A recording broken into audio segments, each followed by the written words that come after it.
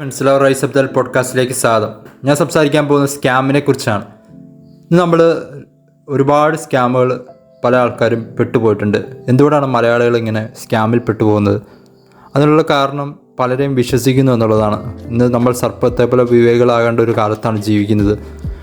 ഏതാണ്ട് 2020 700 കോടി രൂപയാണ് ഇന്ത്യയിൽ നിന്ന് തന്നെ അവർ നേടിയിട്ടുള്ളത് സ്കാമേഴ്സ്. പലപ്പോഴും പലയിടത്തും കോൾ സെൻറ്റർ വെച്ചിട്ടാണ് പല സ്കാമേഴ്സും വലിയ വലിയ തട്ടിപ്പുകൾ നടത്തിക്കൊണ്ടിരിക്കുന്നത്. മൈക്രോസോഫ്റ്റ്, അതുപോലെ ആമസോൺ, അങ്ങനെ പല രീതിയിൽ പലതരം വെബ്സൈറ്റുകൾ ക്രിയേറ്റ് ചെയ്ത് ഒരു ടീമായിട്ട് തന്നെയാണ് ഇവർ പ്രവർത്തിക്കുന്നത്. അതുപോലെ തന്നെ ഒട്ടനേകം സ്കാമുകളുണ്ട്.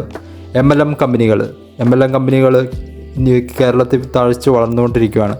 അതിന് കാരണം എന്ന് വെച്ച് കഴിഞ്ഞാൽ പലരും പണത്തിൻ്റെ പുറകെ പെട്ടെന്ന് തന്നെ പണക്കാരനാണെന്നുള്ളൊരു ചിന്ത പെട്ടെന്ന് ആളുകളിലോട്ട് വന്നുകൊണ്ട് മാത്രമാണ് ഇങ്ങനെയുള്ള കമ്പനികളും ഒരുപാട് ആളുകളെ കബളിപ്പിക്കപ്പെടുന്നത് സംഭവിക്കുന്നത്. ഇപ്പോൾ നമ്മൾ അടുത്തിടയ്ക്ക് ഒരു ന്യൂസ് തന്നെ കേട്ടു. കുറേ കുട്ടികൾ ഈ സ്കാമിന് അടിമപ്പെട്ട് ജീവിക്കുന്നു, മാനേജറാക്കാമെന്ന് പറഞ്ഞ്. എന്നാൽ അവരുടെ വർഷങ്ങൾ വെറുതെ നശിച്ചു പോകുന്നതല്ലാണ്ട് ഒരു മാറ്റവും ഇല്ല. ഇത് സപ്പോർട്ട് ചെയ്യുന്ന ഗവൺമെൻറ് ഉണ്ട്. ഇത് പൈസ കൊടുത്ത് ഇവർ പല കേസുകൾ ഒതുക്കുന്നുണ്ട്. ഒരുപാട് ന്യൂസുകൾ ഈ കമ്പനിക്കെതിരെ വന്നു കഴിഞ്ഞാൽ ഇവർ അത് ഒതുക്കി തീർക്കുന്നുണ്ട്.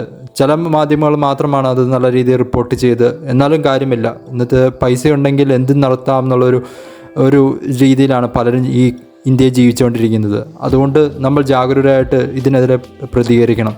നമ്മൾ ചുറ്റുമുള്ളവരോട് ബോധവൽക്കരണം നടത്തണം. കാരണം സ്കാമേഴ്സ് പല രീതിയിലാണ് തട്ടിപ്പുകൾ. ഇപ്പോൾ ഒരു രീതിയിൽ അവർ പിടിക്കപ്പെട്ട് കഴിഞ്ഞാൽ പുതിയ തന്ത്രങ്ങളാണ് അവർ കൊണ്ടുവരുന്നത്. പലപ്പോഴും ബ്രെയിൻ വാഷിംഗ് ആണ് ഇതിൻ്റെ പിറകിൽ നടക്കുന്നത്. അതുകൊണ്ട് നമ്മൾ ജാഗരൂകരായിരിക്കണം.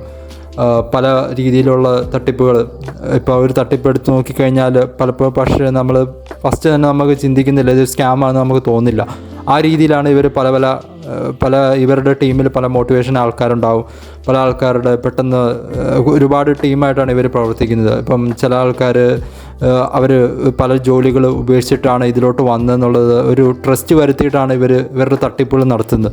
അതുകൊണ്ട് നമ്മൾ ജാഗരൂകരായിട്ട് ജീവിക്കേണ്ടി വരും. കാരണം ഇനിയൊരു കാലം പിടിച്ചു നിൽക്കുക എന്ന് പറഞ്ഞാൽ അത്ര എളുപ്പമല്ല. അതുകൊണ്ട് എല്ലാവരും ജാഗരൂകരായിട്ട് ജീവിക്കുക. നമ്മൾ ജാഗരൂകരായി കഴിഞ്ഞാൽ മാത്രമാണ് നമുക്ക് ഈ ലോകത്ത് സർവൈവ് ചെയ്യാൻ പറ്റുള്ളൂ. Thank you.